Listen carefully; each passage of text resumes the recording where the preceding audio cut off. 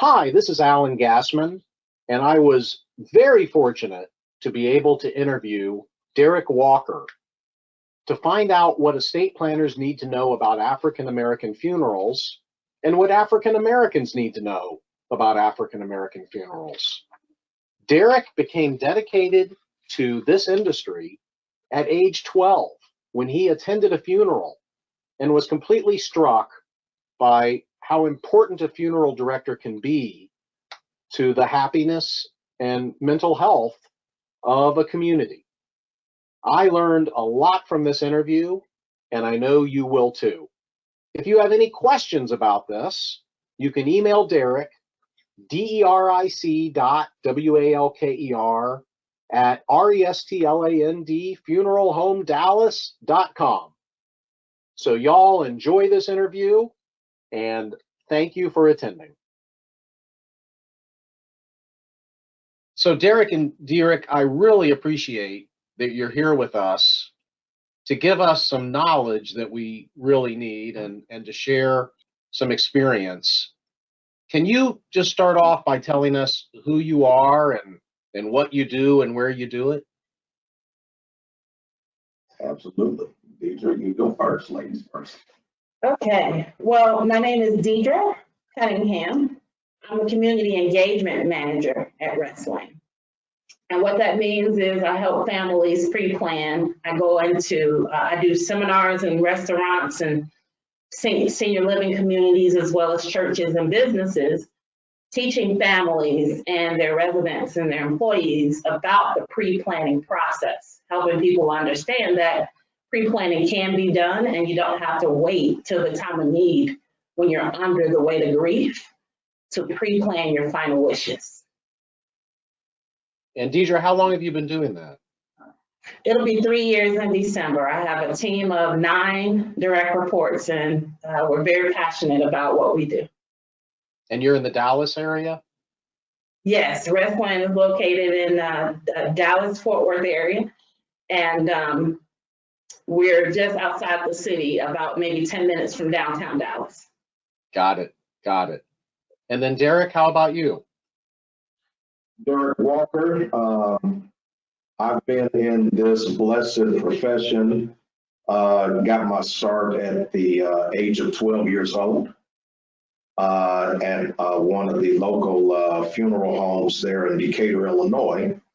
And I am a funeral director at heart, very passionate about helping people through perhaps the most difficult day, week, month, when tragedy such as loss of a loved one happens. And it's a unique, blessed profession. No matter what other title I may be blessed to receive and wear in responsibility, I'm a true blue funeral director. And but currently I serve as one of the general managers here at Restland Funeral Home, Dallas, Texas. Okay. And does that funeral home provides funeral services both for African Americans and families and all other families, I assume? We are a small melting pot in this big, huge world of a melting pot. We serve everybody. Yes, sir. And when you were 12 years old, what a wonderful experience to be able to work and to find your life's work. What do you remember, or what really struck you at 12 years old that still strikes you? Absolutely. So I actually was attending a funeral service at our home church. My father took me, and he told me to sit in the far back of the sanctuary. And so I did, and I'm a pretty observant person.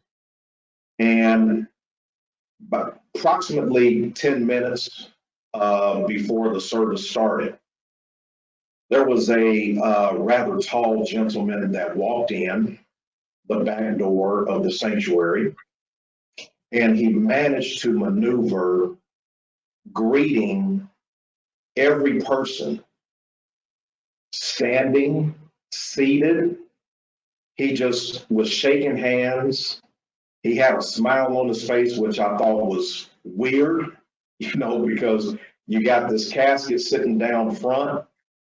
A lot of people were drying tears, sharing memories, and you got this guy working the room, basically, making people feel comfortable, and they're wearing a smile on their face. They're glad to see him. And so he worked the room, and he went all the way down to the front. He nodded to the pastor, who I thought was the pastor or leading the service. And he turned and faced the audience, and the minister began to speak, beginning the service. And so everyone began to quiet down. Those that did not take their seat took their seats. And he walked up the center aisle just by himself. And as he walked out, I reached over and got my father's attention. And I told my dad, I said, Dad, I think I'm going to ask that guy if I can work with him. Wow. And my father looked at me. He said, do you know what he does? I said, yeah. He helps people. He puts a smile on their face. And he's wearing a suit. That's me. That's me right there. And I did. I walked up to him. I introduced myself. Little 12-year-old kid, and I stuck out my hand. He shook it, and I said, my name is Derek Walker, and I would like to work with you. I want to do what you do. And he was taken aback. You could see the expression on his face. And he said, he turned to my side, and he pointed down front where this casket was. And he said, does that down there at the altar scare you? I said, no, sir. He said, do you know what it is that I do? And I said, yes, sir. You put a smile on people's face. You help people, evidently. And you wear a suit, a rather nice one. And I like to do the same thing. And so he talked to my parents, and he started to pick me up every Saturday morning. And I rode with him the entire day. He gave me $50 cash. And my job was to process out of the church or his chapel and be the first one to lead the group with flowers out to the funeral coach. And that was my assignment. You have an internship at an early age. That's how I got started. And it was paid. Yes. As a tax lawyer, I'm not going to ask you if he gave you a 1099 every year. We'll keep that under attorney-client privilege. We'll keep that under wraps. Well, Yes, that is a great story. So tell me what I need to know if I'm helping an African-American family in their estate planning, when one of the family members has a terminal illness, and both before and after the death of that family member. Absolutely. Well, one critical start to this is no matter how much the world may seem to move away from tradition and traditional values, our community holds true to tradition. Matriarchs put it in us. The church in the community upholds it. And whether you are a churchgoer or not, You can be a distant cousin. When it's all said and done, you know that when a family member leaves this world, tradition is priority. And there are a lot of things in our practice that are more meaningful than anything else. It's putting together the funeral program, which we call in our community the obituary. Those have to stand out, and they have to capture our loved one's legacy through pictures, through poems, through tributes, the order of service on that day.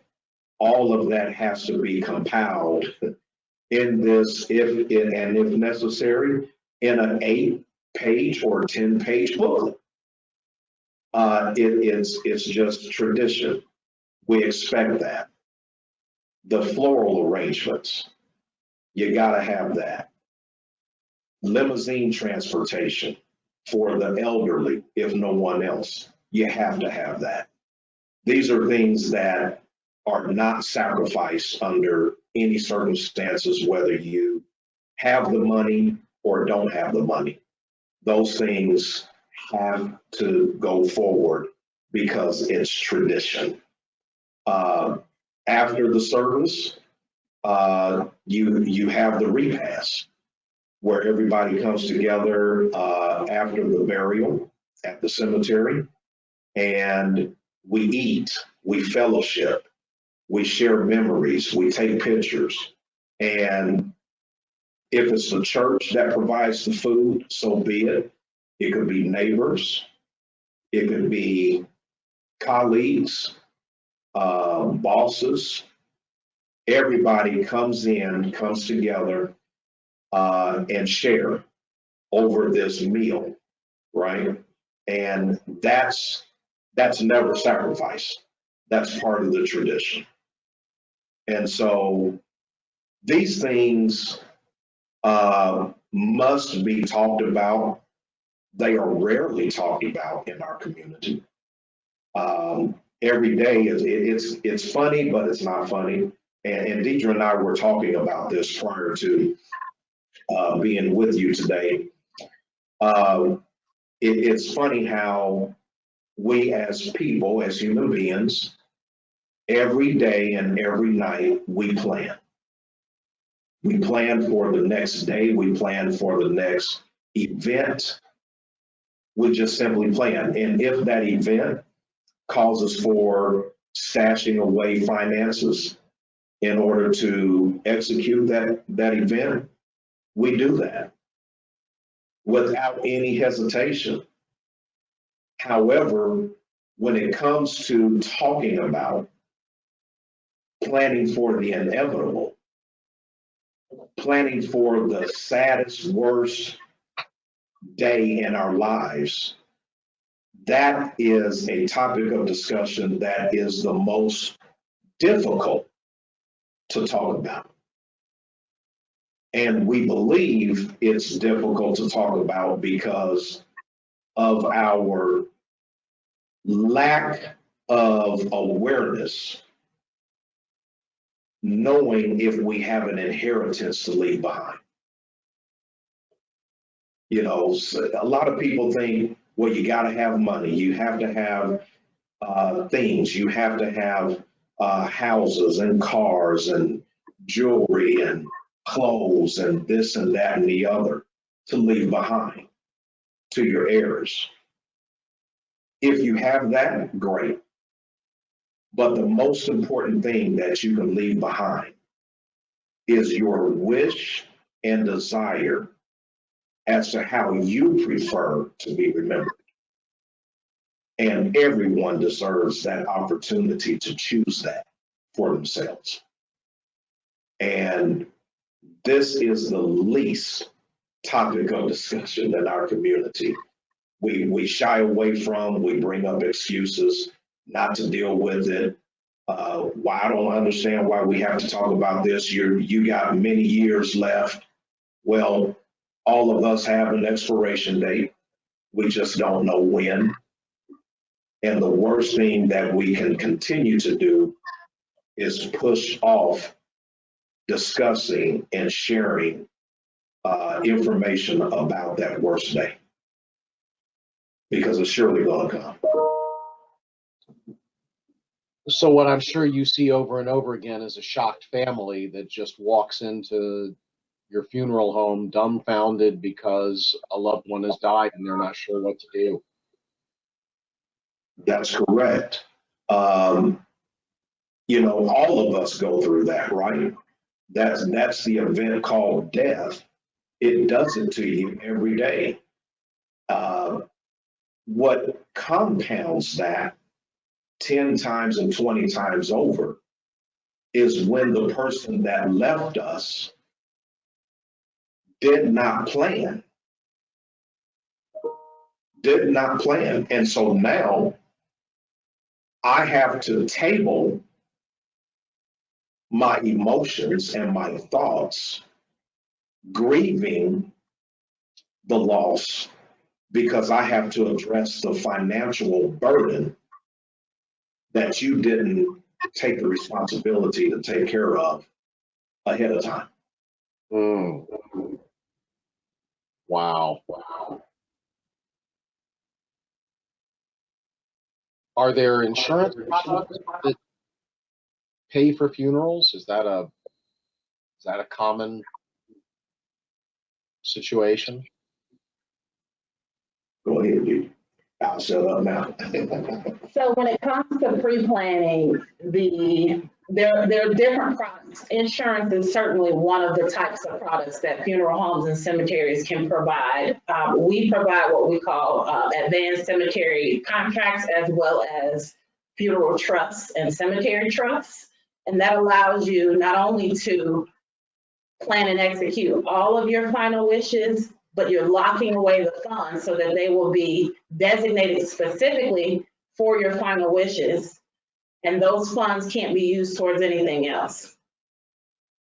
So it eliminates that financial burden that the family feels at the time of need, because they've made all those decisions. They've secured all of those final wishes before death has occurred. Yeah, I remember that even Medicaid will not take a funeral account. You could go on Medicaid and public assistance. I think in Florida it's $2,500. It may be more now. I don't know what it is in Texas. So a lot of people do fund funeral accounts. That's correct. About 20% of Americans do pre-planning. And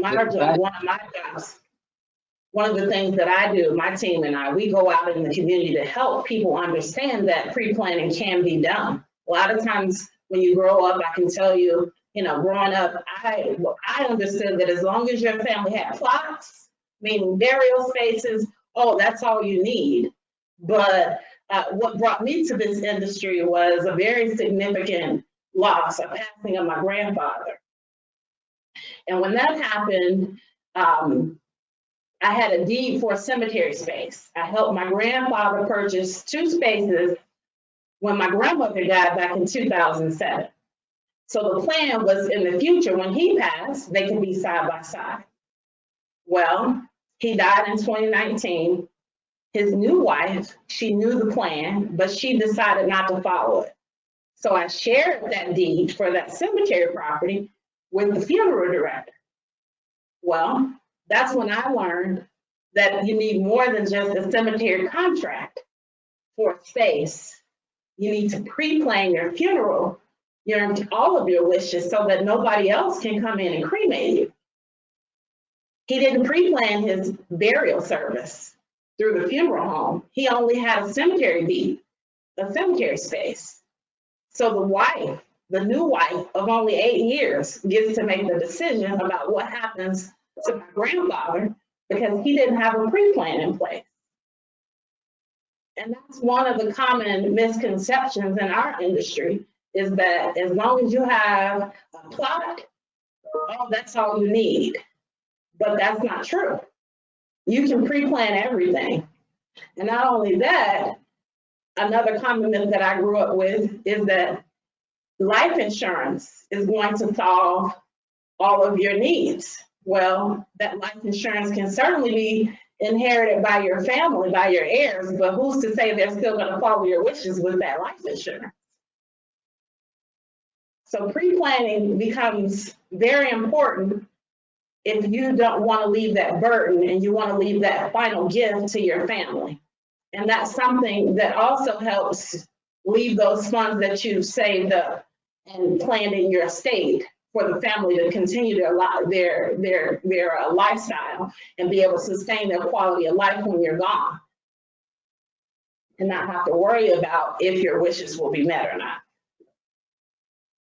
Wow. So does a relatively high percentage of the population have funeral plots, but they really haven't done anything to address exactly what should happen when it's time to use them? I wouldn't say I have an exact number on how many people have cemetery plots. I can say that out of 80% of families that have life insurance and were planning to use that because they didn't pre-plan and they thought they had plots, they still spend something out of pocket, or they don't like it when they have to pay a broker because the additional costs that they didn't plan for the life insurance maybe didn't cover it all. And so people that assume because the family had plots that was all that was required, but they find out the hard way that there are other expenses involved. There's opening and closing involved. There's a headstone involved. There's a funeral plan and a casket that needs to be purchased and paid for. So assuming that just because the family has cemetery spaces, that's all you need, that's a very big misconception. And a lot of people in our community, but in a lot of communities, don't understand that pre-planning is not just having cemetery plots. Is there a general range of cost that a funeral can run beyond the cemetery plot? Yes, I would say on average, you're gonna spend between $12,000 and $18,000 outside of your cemetery expenses to lay someone to rest today. So that's including meals, food, flowers, transportation. Yes. Services, funeral director and staff, transportation, yes, all of those items. And then does it save a lot of money to pay in advance? Absolutely. Absolutely. Absolutely. The biggest advantage of paying in advance is that you're locking in today's prices. Our industry, the funeral and cemetery industry, is affected by inflation just like every other industry. And a lot of times, if someone lays a loved one to rest 15 years ago and then they didn't make any pre-plans for themselves, maybe they laid their spouse to rest and then they come back and they say, or their family says, it only costs $15,000 to lay dad to rest. You mean to tell me I've got to spend 6%, 7% more, and it's only 4 or 5 years later? So yes, it does cost more if you wait. So if you lock in today's prices, that is you're locking in today's prices, so you're not creating a financial burden. And then your family can have peace of mind that they planned in advance and that they know your wishes because you planned them. That's right. Right. And Alan, if I can weigh in, back in the 90s, I was making funeral arrangements in Illinois. And I'll just say this. So a good funeral, a good costing funeral was average no more than $7,000. And that was the funeral home and the cemetery costs combined. Grand total, $7,000. Today, you're looking at $12,000 easy more comfortably, more reasonably, you're looking at $25,000 for all of these arrangements out of pocket today. And so look at the inflation, right? So if you secure your arrangements sooner than later, it protects you from the cost of inflation.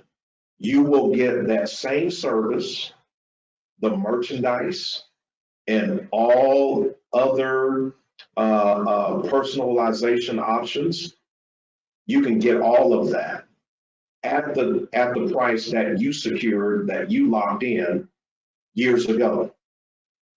And what better gift of love, protection, and provision can anyone give to their loving family members?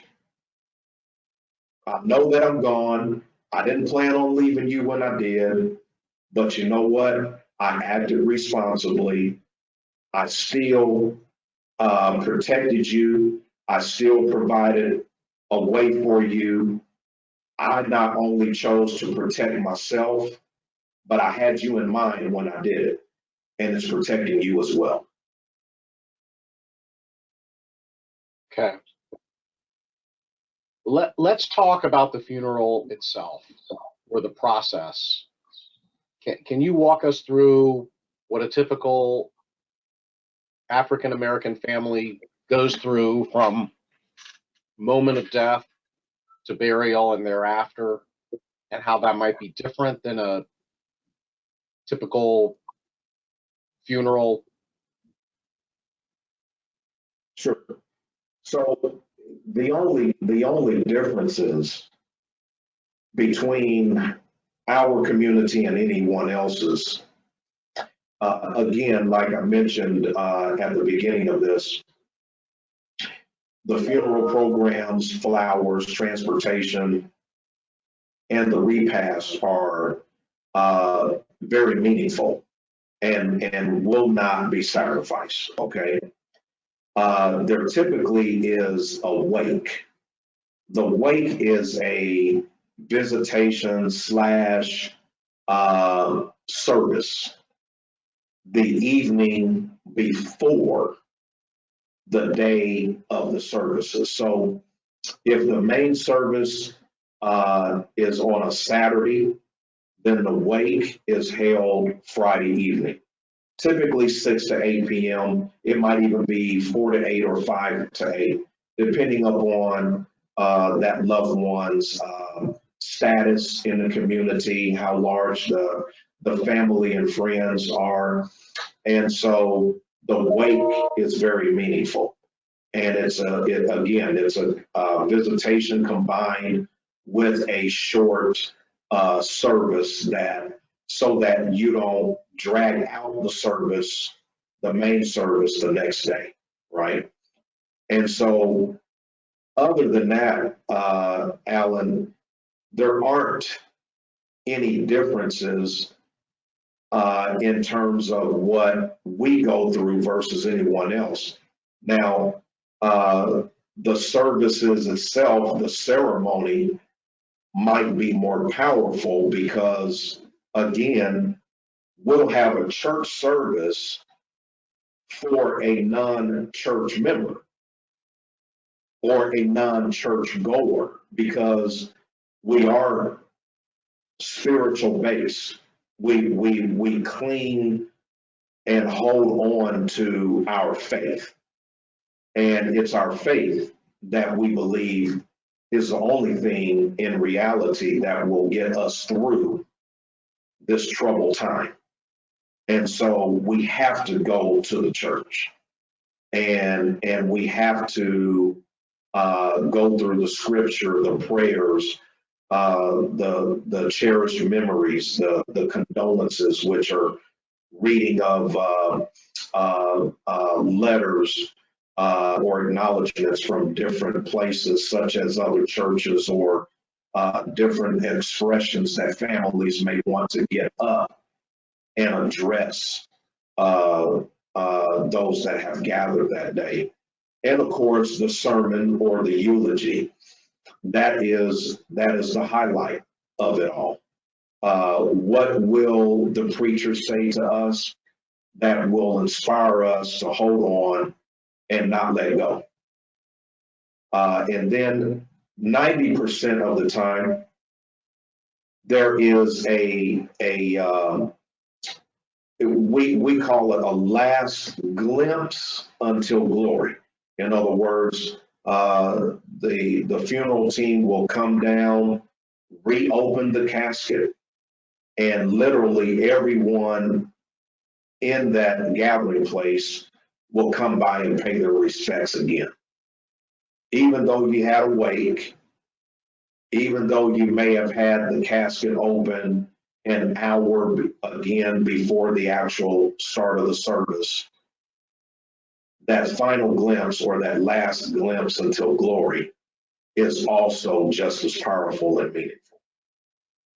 And everyone participates before they exit or procession out of the sanctuary.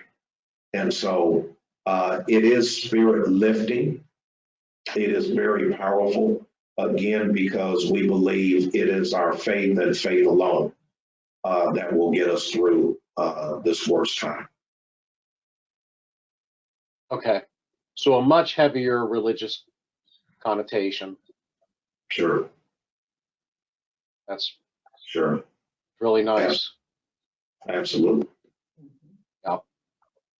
Anything after the funeral that would be typical or possibly different?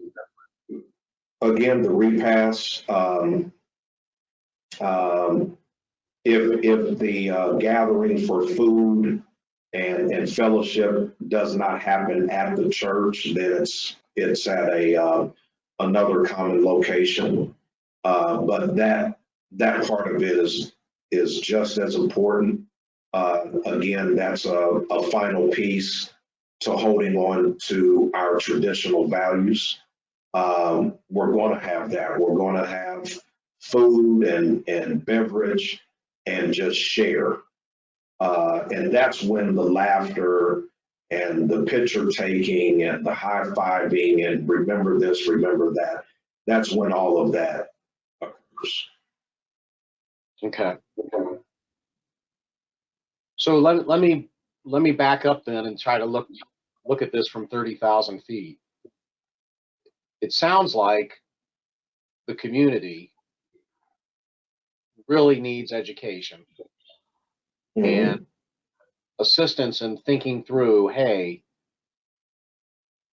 death happens, and when it happens, it's a lot more horrific if you haven't planned ahead.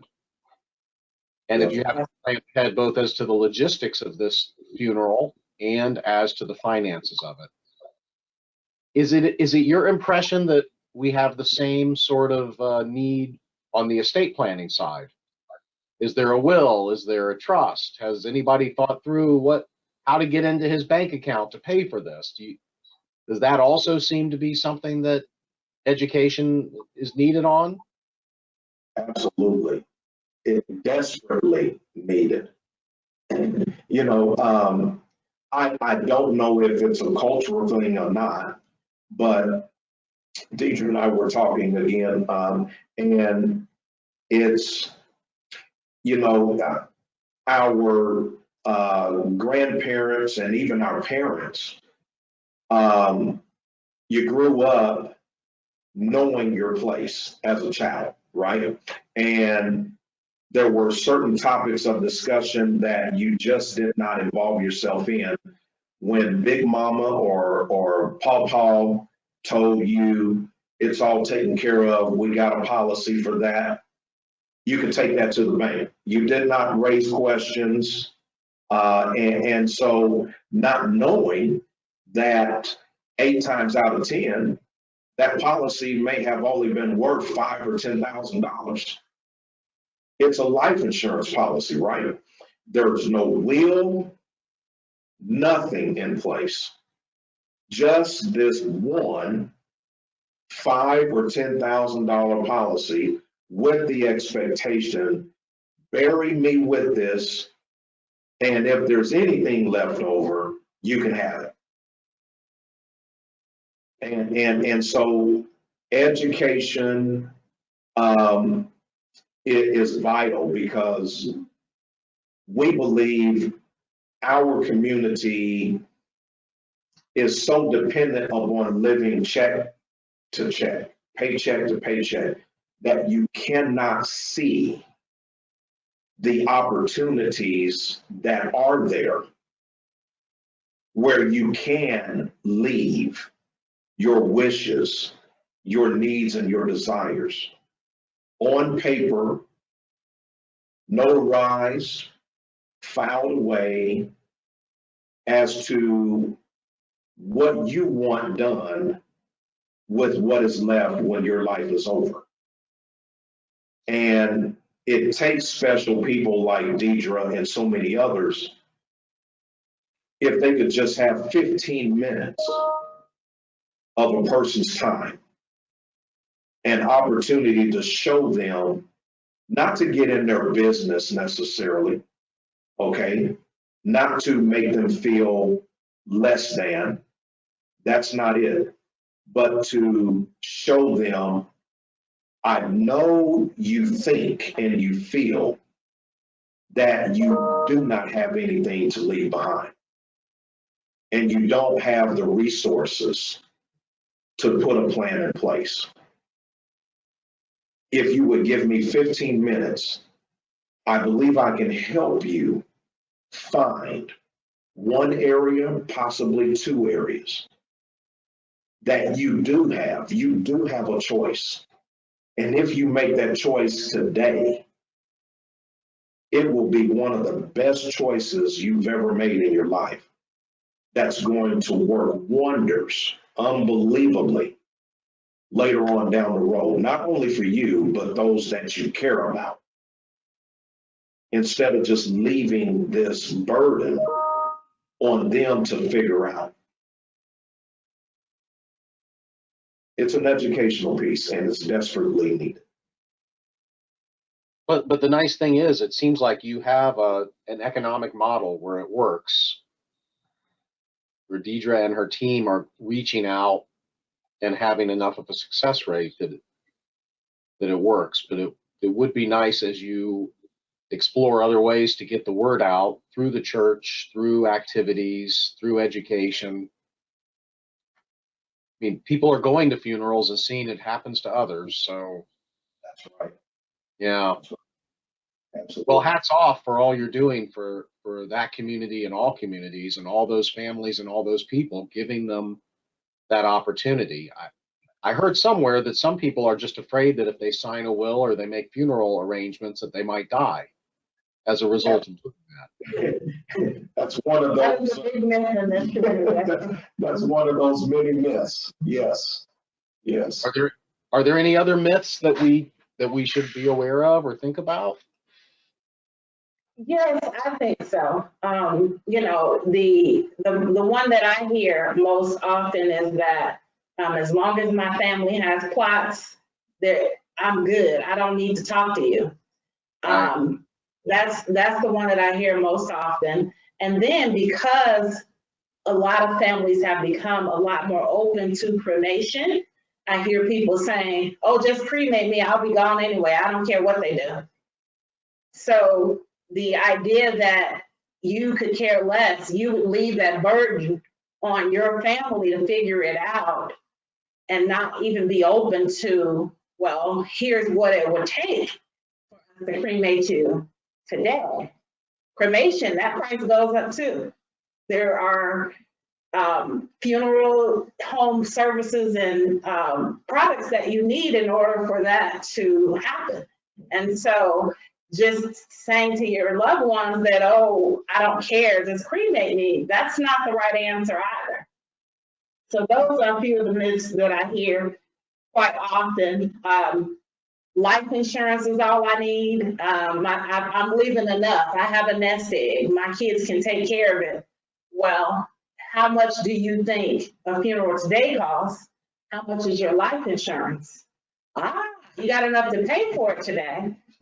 But do you know that this industry is is affected by inflation. So in 5 years, it goes from 12,000 to 16,000. In 20 years, it's going to be 33,000 just to cremate somebody. So are you really being realistic, or are you at least getting the knowledge you need and making an informed decision that it's just about life insurance, taking care of it later on? Right, right. Okay, does anything else come to mind? Any other ways that we can help this community or help you in your efforts or not be in your way as much? So I guess I would have a question for you, Alan. When it comes to the entire idea of pre-planning and understanding that your final wishes don't have to wait in terms on the financial side of it until you're gone and leaving it to your family to figure it out, is that something that you're familiar with and you share that with your clients when you're doing estate planning? No, I've been ignorant on the financial side of it. My clients are, able to afford 5 or 10 funerals if they want. So for them, I asked gently, do you have any funeral plans? But based upon this interview, I think I should be asking more questions, because I'm leaving surviving spouses and children in a quandary as to what would you want. So I have been bashful about saying, well, what should we do with you when you die? I have been bashful about that. I think it's time for me to be less bashful. Well, I'll say this as well, Alan. It's great when families have the resources, they can do whatever they desire to do, because at the end of the day, the funeral is for the living. It's for us to get the closure for the loved one that we lost, to be able to say our goodbyes. But at the same time, what we experience when families don't have a clue what that loved one that just passed away, what their wishes were, we experience this quite often. They overspend. Ah, yeah, I see. One of the very first families I met, she had laid her husband to rest. She buried him at the military cemetery. We handled the funeral part of it, but she was not allowed to put the kind of marker down that she wanted, because it was in the military cemetery, and she wanted all these pictures and a big, beautiful monument for him. And she felt bad that she didn't bury him in the same cemetery with his parents, where they had big upright monuments that were very beautiful, and she felt guilty after it. And so, those are the types of things that you can prevent if you're open to having conversation and then putting a plan in place. I'll tell you the end of that story about my step-grandmother. When my grandfather died, she had been in the family only 8 years, and she had come to all of our family functions over that period of time, Christmas, Thanksgiving. I knew your dad's wishes. Oh, yes, I know he wants to be buried next to Dorothy. That's his first wife. I would never do anything against his wishes. Well, not only did she cremate him, when I had a conference call with her, the funeral director, it's a small town, he was gracious enough to get her on the phone and try to get her to hear my side, hear my argument. And I said to her, I'm more than willing to pay, like if this is about a $10,000 insurance policy, like whatever this is about, I'm willing to take off the financial burden so that he can have a proper burial right next to my grandmother, because you knew that's what he wanted. And she continued to deny that that's his wishes. And she said no. She kept saying no. And I even got to the point where I said, I'm willing to cremate him and let you keep the urn, but I just need a funeral, because my grandfather still has 3 siblings living in their 80s. We need a full body funeral where he can be present before you cremate him. And I'll still pay for that. And then we can just put his name on the space since he's not going to be there. We can still get around this thing if you're insisting upon cremating him. And she still wouldn't allow us to have a funeral for him.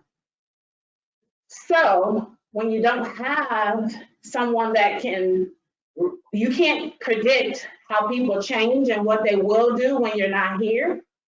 And so if you have the opportunity and you have the means to put it in, put the plan in place while you're here, you know that your wishes can be carried out and nobody can go against them.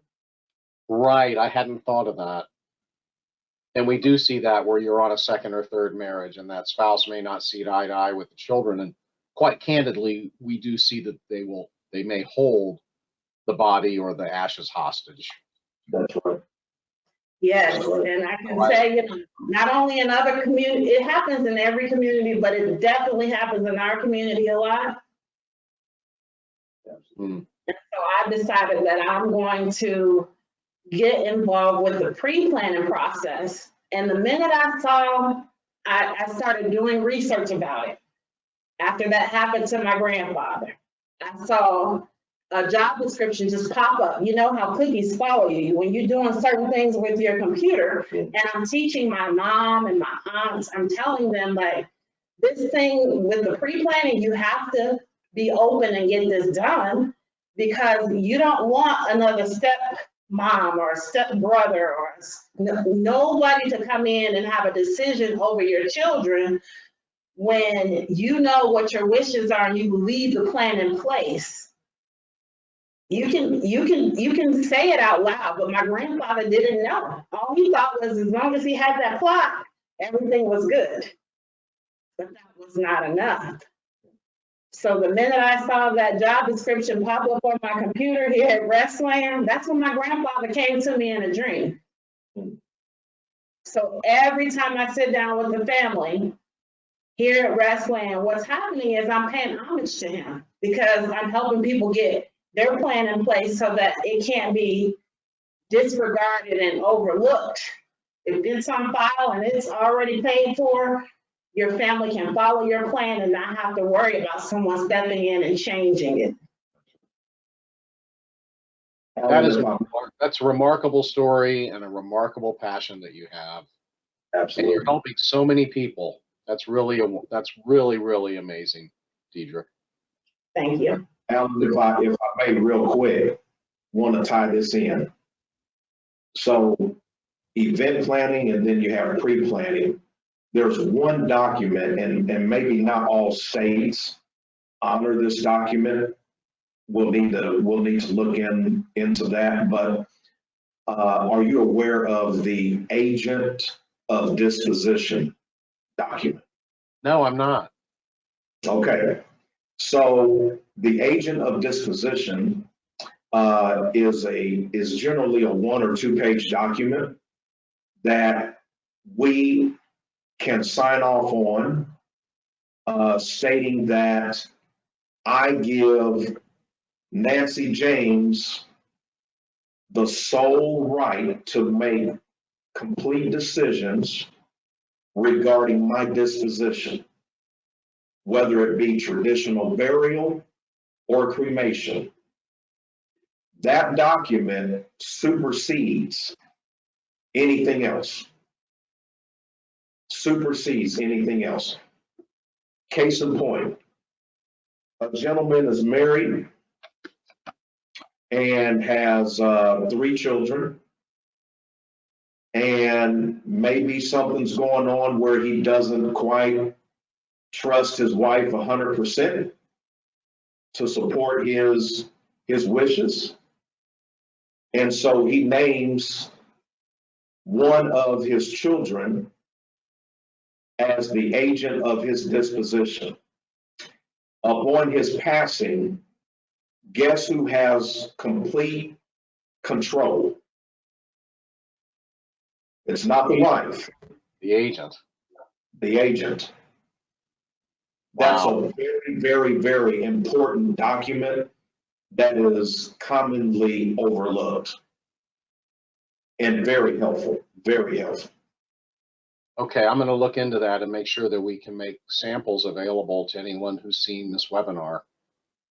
Yes, sir. If you're seeing this webinar, if you email me or email Derek, we'll be glad to send you a sample. Absolutely. So anything else we should mention? I think you've done a beautiful job, not only of telling us the substantive things we need to know, but also what's behind the history and the emotion and your longtime dedication, which is remarkable and not untypical in the funeral industry. Indeed. There's one important thing, and it's great that we're talking to you, Alan, because you're an attorney. We see often where when families come in and they have one of their children that's the power of attorney, or and death has occurred. Well, guess what? The power of attorney says they have decision-making power before death occurs. And that's not what the power of attorney was created for, making decisions after death occurs. And so we do run into challenges with that on a regular basis. So I think it's important to help families understand what the difference is when they're designating someone as power of attorney, and that they have to actually include in that power of attorney after death occurs, this person has the sole discretion to make decisions. That's a very good point, because I think in all 50 states, the durable power of attorney expires on death. But the power of disposition that you mentioned would continue after death, or you would appoint the person as the personal representative or executor or executrix under your will, or as a successor trustee under your trust. And then your bank accounts and brokerage accounts could be payable on death. Even your house can be payable on death in many states under the ladybird deed rules, and ladybird deeds were invented in Texas by LBJ. So there is a lot that can be put together that I'm glad you're educating people on. Absolutely. And we thank you, Alan, for the opportunity. Yes, thank you very much. Sure, and if you think of anything else you'd like to mention or that you'd like to talk about, just let me know. We can get on a web call and record it and add it in. Remember what tie and jacket you were wearing so that the audience won't have to know. So can you give us your email addresses so if anyone has questions, they can contact you? Absolutely. My email address is a very long one. It's my first name, Deidra, DEIDRA.Cunningham at restlandfuneralhomedallas.com. Okay, and we'll post that. We'll post that immediately before and after the webinar. Absolutely. So, and then my email address is Derek, and it's spelled DERIC, period, Walker, WALKER, at N as in Navy, S as in Sam, M as in Mary, G as in George, at nsmg.com. Beautiful. Well, I want to thank both of you for your, not only your good looks and orator skills, but also for sharing your knowledge and for the passion you have for doing the right thing. I love the story of the 12-year-old who walked into a funeral and said, I want to be that guy. And you're living that dream every day and helping people every day. I am sorry for Deidre's story of the grandfather, but how many grandfathers have you saved from that experience? One you had for your grandfather, you've saved 50 or 100 families from that.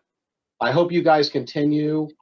I, as you know, am on the diversity committee of the National Association of Estate Planning Councils, and we are looking for your ideas on what the National Association of Estate Planning Councils can do in the area of funerals for people who need to know more about funerals, including the African American community. So keep us in mind, and I'm asking other people who watch this to give us your ideas, give us your support, and we'll make the world a better place, piece by piece. Absolutely. Thank you, Alan. Thank you, Alan. All right, my pleasure. Have a fantastic day in Dallas, Texas. Take care. Have a good day. Bye-bye. Bye.